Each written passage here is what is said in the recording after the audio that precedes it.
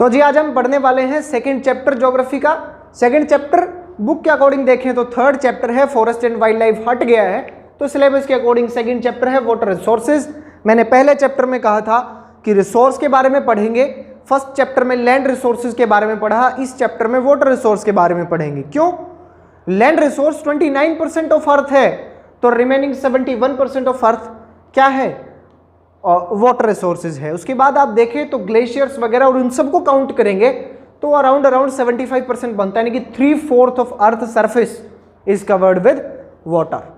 बोले इतना पानी है, बोला पानी ही पानी है, इधर भी पानी उधर भी पानी, तो क्या करें सर, डूब जाएं उसमें?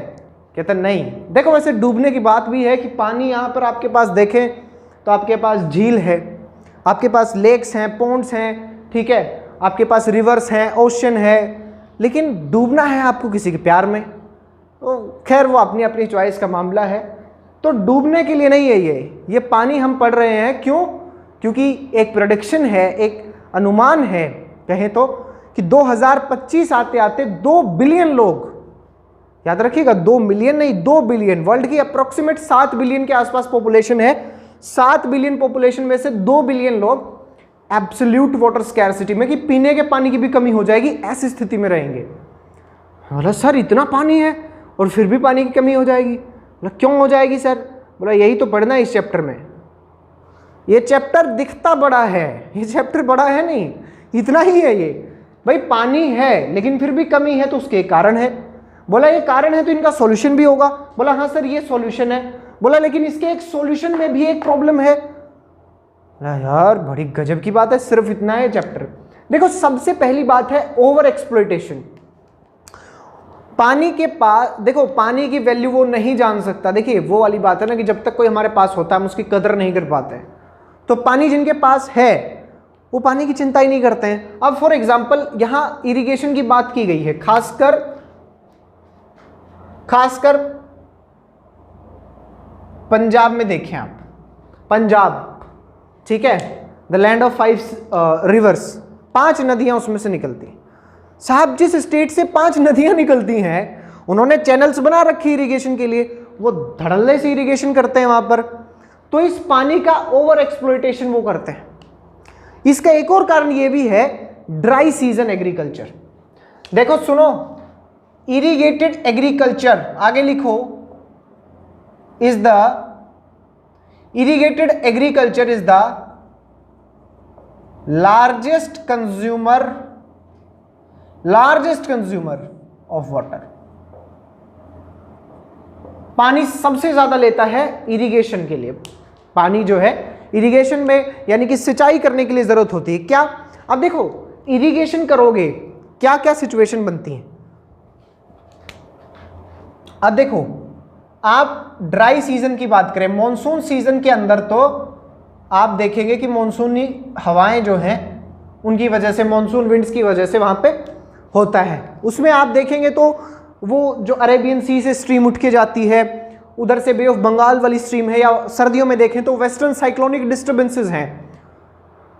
क्या बोल रहे हैं सर, ये तो हमने सुना ही नहीं है, पहले सुने नहीं हो और तुम ये 10th में आ गए हो, 9th में पढ़ के आए हो, अब तुम्हें पता होना चाहिए कि ड्राई सीजन का मतलब क्या है। मॉनसून नहीं है उस टाइम में आप ऐसी क्रॉप्स उगा रहे हो जिनमें बहुत हैवी इरिगेशन की जरूरत है, आप आर्टिफिशियली उसको फार्म करना चाह रहे हो, तो इसका मतलब बहुत ज्यादा पानी लगेगा, ओवर एक्सप्लॉयटेशन होगा। तो क्या करें सर? बोला देखो अवॉइड करो, हो सके तो ऐसी निकालो जो कम पानी में उगे, ठीक है, कम पानी में उग जाने वाली फसलों आप जो है उसमें प्रोड्यूस करें। ओवर एक्सप्लॉयटेशन एक रीजन है। बोला सर और? बोला एक्सेसिव यूज। देखो एक्सप्लॉयटेशन की एक बात होती है, एक्सप्लॉयटेशन होता है कि किसी चीज को बहुत इनडिस्क्रिमिनेटली आप निकालते जाएं, उसका हनन करते जाएं एक तरीके से। यहां प्रयोग है, यहां पर प्रयोग है, वहां पर हनन है एक तरीके से, वहां आप उसको हार्म कर रहे हैं, डैमेज कर रहे हैं। यहां ठीक है आप बहुत ज्यादा यूज कर रहे हो, गलत है, लेकिन वो डिफरेंट है और ये डिफरेंट है। कैसे? बोला सर देखो 2 चीजें हैं इसमें मेन रोल शहरों का है और इंडस्ट्रियलाइजेशन। देखिए गांव पीछे नहीं, अगर आपको ऐसा लगे कि गांव में लोग समझते हैं थोड़ा कि पानी को बचा करके रखें, पानी की महत्ता को समझें। अब देखो इंडस्ट्रियलाइजेशन से क्या हुआ, जब इंडस्ट्रीज आती हैं तो सबसे पहली बात, इंडस्ट्रीज के लिए आइडियल लोकेशन कौन सी होती है? जहां पानी अवेलेबल हो, क्योंकि इंडस्ट्रीज को चलने के लिए और इंडस्ट्रीज को प्रोडक्शन करने के लिए दोनों जगह पानी चाहिए। बोला सर पानी चाहिए क्यों? बोला देखो, एक तो ये फर्स्ट हाइडल इलेक्ट्रिसिटी, यानी कि हाइड्रो पावर प्लांट से, यानी कि पानी से, और वो टरबाइन के ऊपर गिराया जाता है, फिर वो टरबाइन ऐसे घूमता है तो उससे बिजली बनती है, ठीक है, जनरेटर्स वगैरह। तो यहां से 22% हमारे भारत में जितनी भी बिजली बनती है उसका 22% हाइडल इलेक्ट्रिसिटी है। This is a very important fact for NTSC. Now running of the industries and the production के लिए भी पानी चाहिए बहुत बार। जैसे बहुत सारी चीजें ऐसी हैं जिसमें उस चीज को धोना पड़ता है, पहले प्रोसेसिंग में पानी चाहिए, एंड में धोना पड़े, गाड़ियां बनती हैं उनके बाद उनको साफ किया जाता है, मान लीजिए, है ना। तो प्रोडक्शन में भी चाहिए, प्रोसेसिंग में भी चाहिए, और पोस्ट प्रोडक्शन में भी पानी की जरूरत पड़ जाती है। तो ये आप देखिए कि पानी का कितना एक्सेसिव यूज हो रहा है, एक्सेसिव, एक्सप्लॉइट नहीं कर रहे हैं, एक्सेसिव यूज। अर्बनाइजेशन, बोला सर बड़ा बड़ा जो है हमारा क्लासरूम इतना बड़ा नहीं है, जितने बड़े जो है बाथ टब रखे हुए हैं और उसमें नहा रहे हैं, और हाथ में जो है आपका मोबाइल फ़ोन है और उस पर आप गाने चला रखे हैं। तो आप देखें लाइफस्टाइल चेंज हो गया है कि पानी जो है बहुत एक्सेस में यूज़ कर रहे हैं लोग, हर चीज़ में। हर सोसाइटी में जाके देखें उनका अपना जो है हैंडपम्प है। खैर हैंडपम्प एक और जगह भी था जिसको जो है हमारी सनी देओल जी उधर उखाड़ लाए थे। तो हैंडपम्प की जो बात आती है तो मुझे गदर का वो सीन याद आ जाता है। खैर लाइफस्टाइल में चेंजमेंट हुआ, लोग पानी का बहुत प्रयोग करने लगे। सोसाइटीज़ में देखें तो उनके खुद के वाटर टैंक्स हैं। टैंक्स भी किस तरह से कि ग्राउंड वाटर को एक्सप्लॉइट कर रहे हैं, वो ग्राउंड वाटर को निकाल रहे हैं, तो उससे भी ग्राउंड वाटर का लेवल कम हो रहा है। बोला सर ये भी ठीक है। बोला और? बोला देखो अनइक्वल एक्सेस, ये बहुत छोटी छोटी लाइनें लिखी है, मैं आपको दिखाऊं, लेट मी शो यू। पता नहीं आपको लगता है मैं कहाँ से पढ़ाता हूँ, देखो ध्यान से। This what is written that most cases is caused by, यानी कि वाटर उसकी स्कैर्सिटी की बात की जा रही है, is caused by over exploitation, excessive use and unequal access to water. इससे पहले क्या लिखा है? इससे पहले इस पेज पे देखो क्या लिखा है, इससे पहले वाले पेज पे लिखा है availability of water resources. Availability it depends on seasonal and annual precipitation, rainfall नहीं प्रेसिपिटेशन, ज्योग्राफिकल टर्म्स का यूज करें। ये लिख दिया। इसके बाद इस पेज पे आके देखोगे जब आप इस पेज पे तो क्या लिखा है? मिसमैनेजमेंट। 5 कारण थे सर, 3 पेजेस में लिख दिए।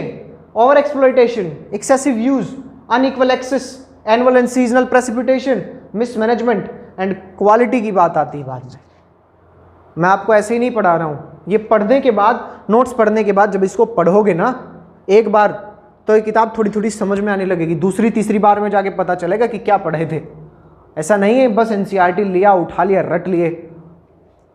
अनइक्वल एक्सेस से 2 बातें होती हैं। देखो जिसके पास पानी बहुत ज्यादा है वो तो उसका blind and non judicious use करता है। ये पानी की क्या कमी है, पानी तो हमारे यहाँ फ्री में मिलता है।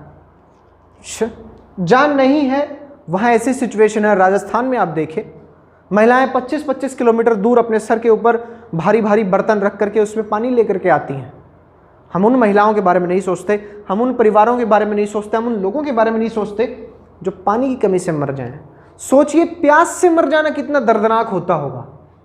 तो जिस दिन आप अपना टैप वाटर खुला छोड़ें तो एक पल के लिए सोचें कि आप पानी के लिए तरस जाएं और तरसते तरसते मर जाएं तो कैसा होगा। Annual and seasonal precipitation. अब देखो बारिश भी है, ये बहुत बड़ा रीजन नहीं है, क्योंकि यहां पर आप देखिए तो इजराइल में 25 सेंटीमीटर बारिश होती है, 25 सेंटीमीटर। भारत में 114 सेंटीमीटर तक बारिश होती है। अब 25 और 14, 114 की अगर आप बात करोगे तो आप पाएंगे कि बहुत बड़ा गैप है, 25 एंड 114। अब देखो तुम इस चीज़ को छोड़ गए थे, फिर से मैं तुम्हें बार बार बुक दिखा देता हूँ, तुम्हें आसानी रहे समझने में कि तुम कहाँ छोड़ देते हो। अब जैसे ये पेज था, तुमने इसको नहीं पढ़ा, ठीक है, फिर तुमने इसको भी नहीं पढ़ा। ये देखो एक और इजराइल जैसे 25 सेंटीमीटर औसत वार्षिक वर्षा वाले देश में जल का कोई अभाव नहीं, तो दूसरी ओर 114 सेंटीमीटर औसत वार्षिक वर्षा वाले हमारे देश में प्रतिवर्ष किसी भाग में सूखा अवश्य पड़ता है। सर कितने क्वेश्चन बने? पहला क्वेश्चन कि इजराइल में कितना सेंटीमीटर हो रही है, चलो ये ना भी आए, then annual precipitation in India, this is important for NTSC, annual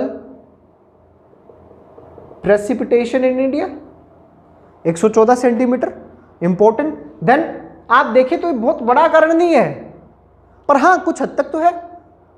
अब आप कहो कि थार में तालाब बनाओ, स्विमिंग पूल बनाएंगे थार डेजर्ट में, तुम पागल हो, वहां संभव नहीं है क्योंकि वहां रेनफॉल नहीं है उस तरह की। मोसिनराम में बनाओ, चेरापूंजी में बनाओ, वैसे ही बन जाएगा। तो है लेकिन बहुत बड़ा कारण नहीं है, ये मिसमैनेजमेंट एक बहुत बड़ा कारण है। इजराइल वाली हमने बात देखी कि 25 सेंटीमीटर वहां पर रेनफॉल है, लेकिन मैनेज्ड है वाटर इस तरह से कि सबको पानी मिल जाए। हालांकि बहुत छोटा देश है इजराइल। देखो कंपैरिजन में, स्टैटिस्टिक्स में आप जाके देखोगे तो कंपैरिजन में एक बात आती है कि आपने क्या लिया है, साइज क्या है। यहां भारत में 114 है, लेकिन फिर मैनेजमेंट हमारी इतनी अच्छी नहीं है। दूसरा शिलोंग, अब देखो दुनिया का सबसे ज्यादा बारिश होती है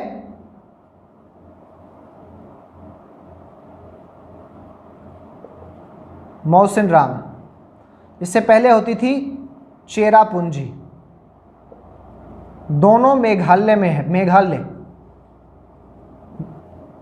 ठीक है। शिलोंग से दोनों लगभग 55 किलोमीटर दूर है, सिर्फ 55 किलोमीटर, लेकिन शिलोंग में भी रेन वाटर हार्वेस्टिंग करनी पड़ती है। छतों पे जो पानी है उसको सेव किया जाता है, उसको हार्वेस्ट किया जाता है, क्योंकि मैनेजमेंट इतनी खराब है कि आप यहां से जो पानी आपको रेन वाटर आपने कलेक्ट किया उसको शिलोंग तक पहुंचा सको। This is the lack of proper sense of management, mismanagement की वजह से। और देखो कि ये तो जो है क्वांटिटी की बात है, क्वांटिटेटिव एस्पेक्ट है। मान लो पानी है, बहुत पानी है, लेकिन पी नहीं सकते, बहुत अच्छी बात है। सैलाइन वाटर नहीं पी सकते, समुद्र का पानी नहीं पी सकते। उसके बाद यानी कि क्वालिटी उसकी एडिक्वेट नहीं है, यानी कि वो पोल्यूट हो गया है, पोल्यूट। और पोल्यूट किन किन कारणों से हो गया? हो सकता है उसमें कूड़ा करकट डाल दिया, इंडस्ट्रियल वेस्ट डाल दिया, अपने वो देखा ही था, पोल्यूशन।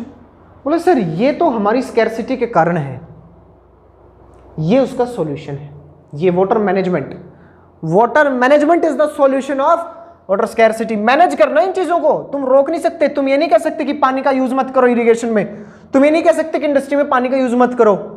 तुम इनको ये समझा सकते हो कि कम करो, जुडिशियस यूज करो। देखो यहां पर आपको नो यूज की पॉलिसी नहीं अपनानी है, यहां पर आपको क्या समझाना है? जुडिशियस यूज, कि आप माप तोल करके उसका प्रयोग करें। प्रेसिपिटेशन पे तुम्हारा कंट्रोल नहीं है, मैनेजमेंट तुम्हें सही करनी है, क्वालिटी को इंप्रूव करना है, मैनेज। बोला सबसे पहले तो देखा कुछ स्ट्रक्चर्स बनाए गए थे, बोले कुछ स्ट्रक्चर्स बनाए गए थे, बोला हाँ बनाए गए थे। 11th सेंचुरी में आप देखें तो भोपाल लेक बनी, 14th सेंचुरी में आप देखें तो इल्तुतमिश ने बनवाया था वो हौज खास टैंक दिल्ली में। उससे पहले चंद्रगुप्त मौर्य के टाइम पे भी थे ऐसे। हमने बहुत पहले से देखा है कि भारत में डैम्स जो है, डैम्स मेनली डैम्स, ये बहुत पहले से बनाई गई है। विजयनगर एम्पायर में तो बहुत ज्यादा इसको बड़े मैसिव लेवल पे देखा गया था। विजयनगर एम्पायर खैर आपको नहीं पता होगा, क्योंकि हमारी हिस्ट्री की बहुत अच्छी बात है कि हमें अपने बारे में पता ही नहीं है। एक चैप्टर शायद गलती से जो है इन्होंने लिख दिया है, क्लास 12th की हिस्ट्री में है विजयनगर एम्पायर। अब विजयनगर एम्पायर के बारे में जब पढ़ेंगे तब आपको शायद हो सकता है ये समझ में आए कि हाँ हम कितने उन्नत थे। उनके कंस्ट्रक्शन लेवल को आप देखेंगे। खैर डैम्स वगैरह बनाई जाती थी तब भी। अब देखो डैम है क्या, यहीं से समझो। देखो आपने देखा है कि पीछे से पानी आ रहा है,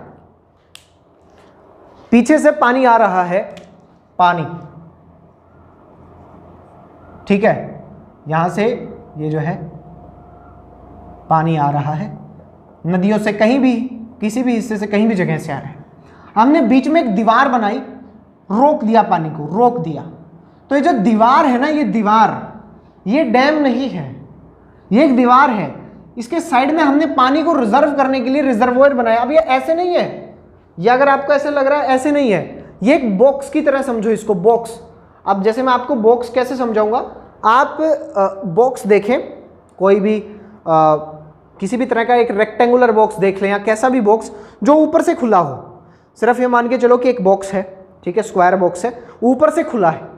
वो रिजर्वोयर की तरह है कि उसमें एक नल की लाई फिट किया, पानी भर दिया, बन गया। वैसा ही है कि यहाँ से इस पानी को चैनलाइज कर दिया गया इन रिजर्वोयर में, इन रिजर्वोयर्स में पानी को भर दिया गया। अब मैं इस रिजर्वोयर की शेप को जो है ऐसे मान रहा हूं,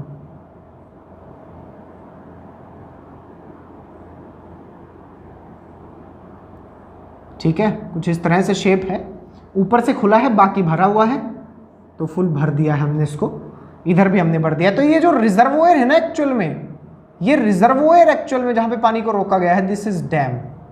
और इस स्ट्रक्चर में देखें तो मान लो नीचे टरबाइन वगैरह लगाया आपने, ठीक है, टरबाइन वगैरह लगा दिए, इन पे पानी गिराया जाता है बहुत तेजी से, ये घूमते हैं, फिर जनरेटर से वो है कंट्रोल्ड होता है, जनरेटर, बिजली बन जाती है। खैर बिजली बनाना सिखा रहा हूं मैं भी, क्या बात कर रहा हूं। तो ये जो बीच का हिस्सा है ना, देखो यहां से पानी को छोड़ा जाएगा, इसे खोल करके यहां से जो है उसको ओपन कर दिया जाएगा, तो इस हिस्से को बोला जाता है स्पिलवे, स्पिलवे। तो डैम क्या है, डैम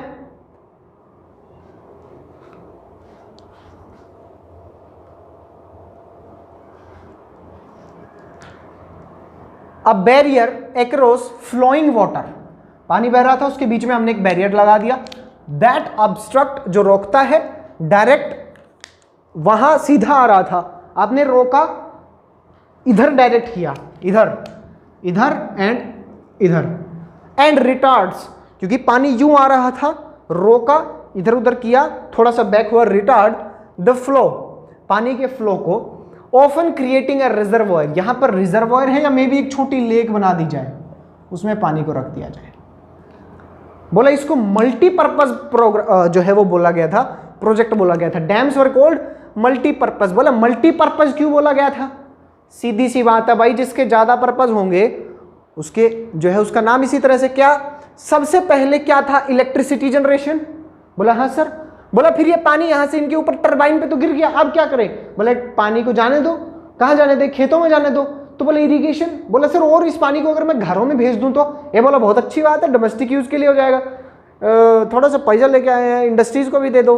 हाँ तो इंडस्ट्रीज के लिए भी ले जाओ। तो बोला बिजली बना दिए, इरिगेशन में आ गया, डोमेस्टिक यूज के लिए हो गया, इंडस्ट्रियल यूज के लिए हो गया, और क्या फायदा है इसका। बोला इरिगेशन, इंडस्ट्रीज, डोमेस्टिक, इंडस्ट्रियल। दूसरा, मान लो उफान आ जाए, जो है बाढ़ टाइप की सिचुएशन हो, तो इन रिजर्वोयर्स को प्रॉपरली यूज करते हुए, इस डैम का प्रॉपर यूज करते हुए फ्लड को रोका जा सकता है। रिक्रिएशन यानी कि एंजॉयमेंट के लिए, अम्यूजमेंट के लिए यूज किया जा सकता है, साइट्स को देखने के लिए आप जा सकते हैं।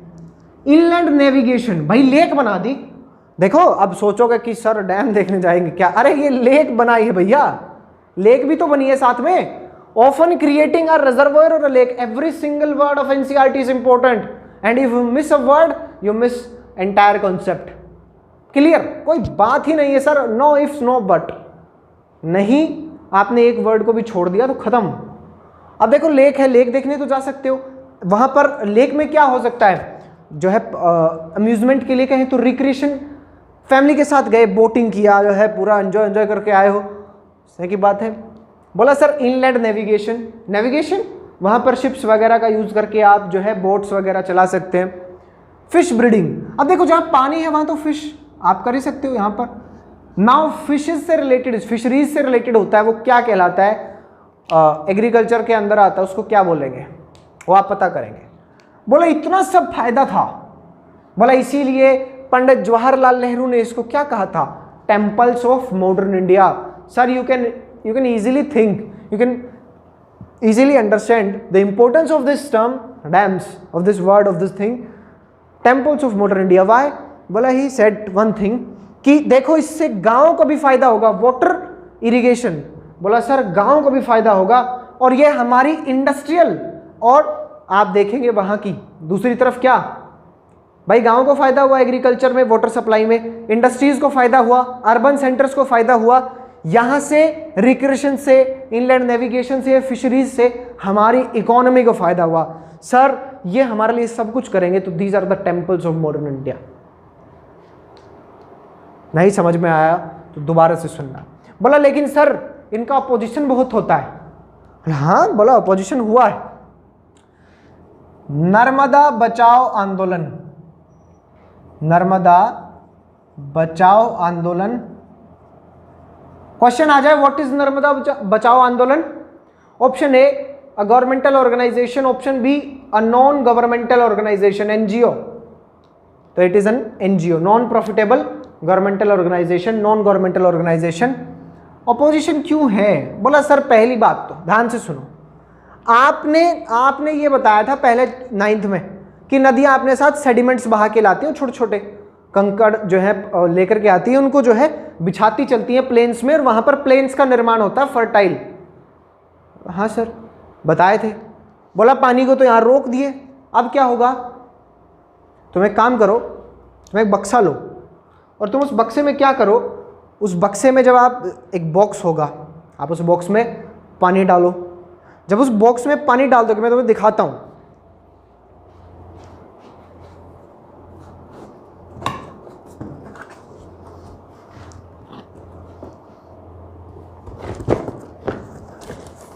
जैसे कि ये बॉक्स है, मान लेते हैं हम ये एक रिजर्वॉयर है, ठीक है, ऊपर से खुला है।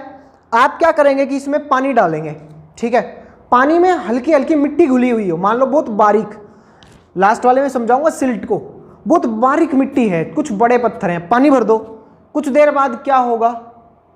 बोला सर कुछ देर बाद ये होगा कि पानी पानी ऊपर रह जाएगा, वो नीचे चला जाएगा। भाई कौवे वाली कहानी सुनी है ना, कौवा वो उठाता है डाल देता है तो नीचे बैठ गया। बोला सर आपके सेडिमेंट्स तो यहाँ नीचे बैठ गए। बोला नीचे बैठ गए तो क्या हो गया? बोला वो जमीन जो थी वहां पे, मिट्टी जो थी वो थी वहां पर, तो आपके सेडिमेंट्स डिपॉजिट हो गए। अब पानी का लेवल ऊपर बढ़ गया मान लो किसी दिन, तो फ्लड आ सकती है। हाँ सर ये तो है।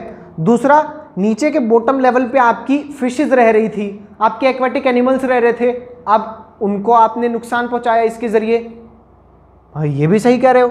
और बोला सिल्ट, सिल्ट सबसे बारीक, देखो सिल्ट होता है, फिर होता है ग्रेन्यूल्स, ठीक है, फिर होता है सैंड, वो आपकी मिट्टी जो है, मिट्टी के जो कंकड़ है उसकी जो थिकनेस है उसकी, उसके आधार पे जब जिसकी सबसे कम थिकनेस होती है वो होता है सिल्ट। मतलब पानी है, पानी में आपने मिट्टी डाली, बहुत बारीक मिट्टी डाली, वो सिल्ट है, वो नीचे जाके बैठ गया। अब ये सिल्ट बहुत ज़्यादा फर्टाइल होता है, ये फर्टिलिटी, ये नेचुरल फर्टिलिटी को करता है, फर्टिलिटी इनहेंस करने का काम करता। अब ये सिल्ट प्लेन्स तक पहुंच ही नहीं पाएगा, तो लैंड का लेवल डिग्रेड होगा, ये इसका नुकसान है। इसके साथ साथ देखा जाए तो सेडिमेंटेशन से आपने देखा कि फ्लड, एक्वेटिक लाइफ और सिल्ट वाला पोर्शन, और सिल्ट को आप यहां पे भी लिख दोगे अगले पॉइंट में कि जी साहब लैंड डिग्रेडेशन होगा, क्योंकि सिल्ट एक नेचुरल फर्टिलाइजर है। स्पॉनिंग मूवमेंट, स्पॉनिंग मूवमेंट क्या है कि एक्वेटिक एनिमल्स जो है ना वो एक जगह से दूसरी जगह जाते हैं ड्यूरिंग देयर ब्रीडिंग। जब बच्चे पैदा करते हैं तो एक जगह से दूसरी जगह उनकी मूवमेंट होती है। अब वो आपने खत्म कर दी, क्योंकि रोक दिया आपने तो। और क्या किया जी? बोला वेजिटेशन, वेजिटेशन में वहां के प्लांट्स, यानी कि वहां का फ्लोरा जो है, फ्लोरा एंड फोना वहां का जो है, आपने उन सब को वहां पे सबमर्ज कर दिया, खत्म कर दिया आपने वहां को। भाई कोई डैम, कोई ऐसी चीज थोड़ी है हाथ पे डैम बना दिया। बहुत बड़े एरिया में डैम बनेगा, जब बहुत बड़े एरिया में डैम बनेगा तो वहां की चीजों को हटाया जाएगा, हसर हटाया जाएगा। वेजिटेशन के साथ नुकसान किया तुम, जो दिस इज रॉन्ग, ये हो गया। बोला और बोला सर क्या पेड़ पौधे रहते हैं क्या वहां पे? आदमी नहीं रहते? आदमी भी रहते हैं। This is the major concern, major, और you can say primary reason, primary क्या कि लार्ज स्केल डिस्प्लेसमेंट। यही बात उठी थी नर्मदा बचाओ आंदोलन में।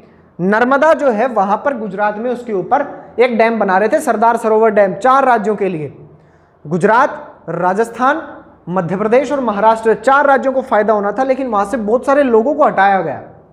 गुजरात की उस समय की मुख्यमंत्री ने तो ये कह दिया कि जो है देश के हित में, मतलब जो लोग इस नर्मदा नदी पर बनने वाले सरदार सरोवर डैम, नाम याद रखिएगा, सरदार सरोवर डैम 1 मार्क्स के लिए बहुत इंपॉर्टेंट है, बोला जो इसको अपोज कर रहे हैं वो सारे देशद्रोही हैं। अजीब बात है। तो लार्ज स्केल डिस्प्लेसमेंट एक दिक्कत है। फिर क्या है कि तुम इसे डिस्प्लेस तो कर दिया, लेकिन तुमने इनको फायदा नहीं दिया, इन लोगों को फायदा नहीं दिया। उस सरदार सरोवर डैम से जिन किसानों को फायदा मिलने वाला है वो तो ऑलरेडी वो कह रहे थे कि जी ये तो बहुत पैसे वाले हैं पहले ही। जिन इंडस्ट्रियलिस्ट को फायदा होने वाला था, क्योंकि डैम बनेगी तो इंडस्ट्रियलिस्ट कंपनीज पैसा लेंगी, कॉन्ट्रैक्ट लेंगी, उसके बाद जिन फार्मर्स के पास पहुंचेगा वो फायदा उठाएंगे। बोला ये जिन लोगों को हटाया इनके लिए क्या किया आपने? बोला इनके लिए तो हमने कुछ नहीं किया। बहुत अच्छी बात है।